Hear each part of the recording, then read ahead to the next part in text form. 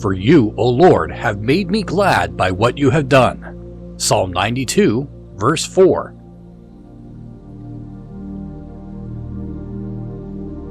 Do you believe that your sins are forgiven and that Christ has made a full atonement for them? Then what a joyful Christian you ought to be! How you should live above the common trials and troubles of the world. Since sin is forgiven, can it matter what happens to you now? Luther said, "Smite, Lord, smite, for my sins are forgiven. If thou hast but forgiven me, smite as hard as thou wilt." And in a similar spirit, you may say, "Send sickness, poverty, losses, crosses, persecution, what you will. You have forgiven me, and my soul is glad."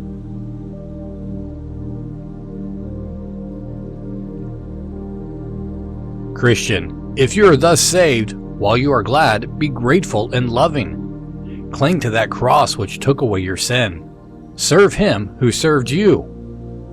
Therefore I urge you, brethren, by the mercies of God, to present your bodies a living and holy sacrifice, acceptable to God, which is your spiritual service of worship.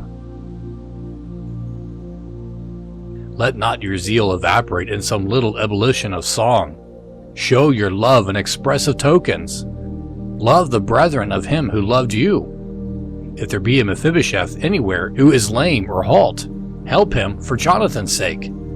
If there be a poor tried believer, weep with him, and bear his cross for the sake of him who wept for you and carried your sins.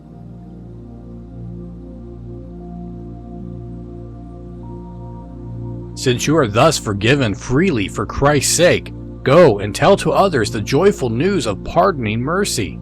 Be not contented with this unspeakable blessing for yourself alone, but publish abroad the story of the cross. Holy gladness and holy boldness will make you a good preacher, and all the world will be a pulpit for you to preach in. Cheerful holiness is the most forcible of sermons, but the Lord must give it to you. Seek it this morning before you go into the world. When it is the Lord's work in which we rejoice, we need not be afraid of being too glad.